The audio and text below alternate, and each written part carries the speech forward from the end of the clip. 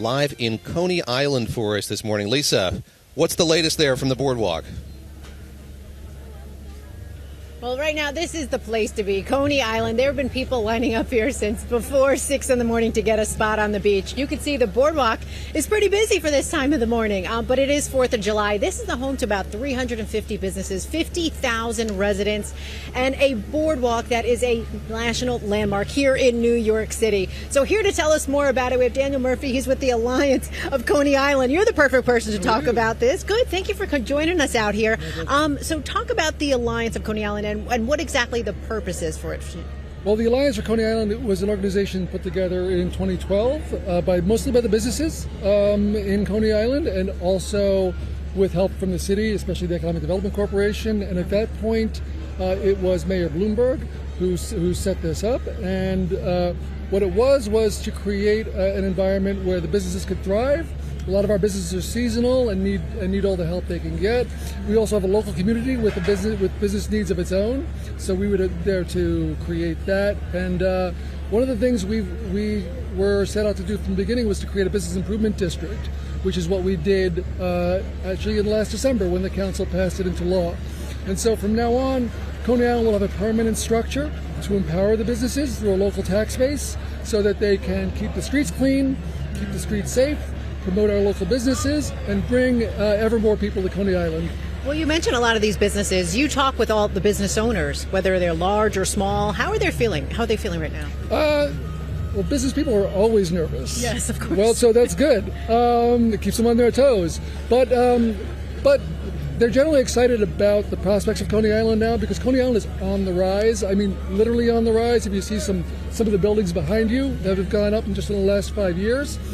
This all comes out of the city planning that looked at Coney Island as a place for opportunity and not for a place in the past, but for the future of it.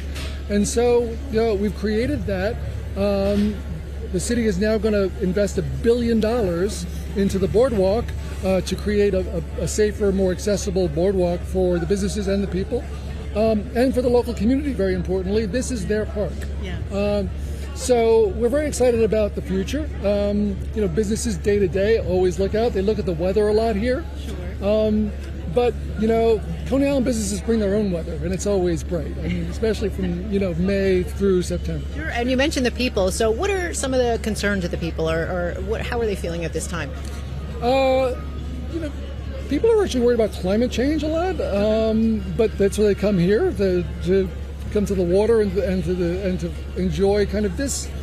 This is a communal experience, Coney Island. When people come to Coney Island, they come not only just to experience a historical location, but also to be with their fellow Americans. And so anybody has access to Coney Island through the subway or through a car. You can park here if you want. But nobody has more access to the beach than anybody else. A billionaire can lay down his blanket right next down to the transit worker. So it's really great. It's an amazing thing. People come here to get away from their worries. This is the people's playground, and so they come to play. It is the people's playground. Now, every Friday you have fireworks. You're having extra fireworks tonight for 4th of July to celebrate the 250th. It's not extra. We do this all the time. You do it all the time. Coney Island is about fireworks every Friday night in the summer. And July 4th, this is the best place to see fireworks, because Coney Island is America. It's where people can come to. It's where you have folks coming to Coney Island who have been in the United States for 5 generations or more. And we have people who came to the United States last year. And they're here to celebrate the freedom and the ability to basically enjoy all of this without fear.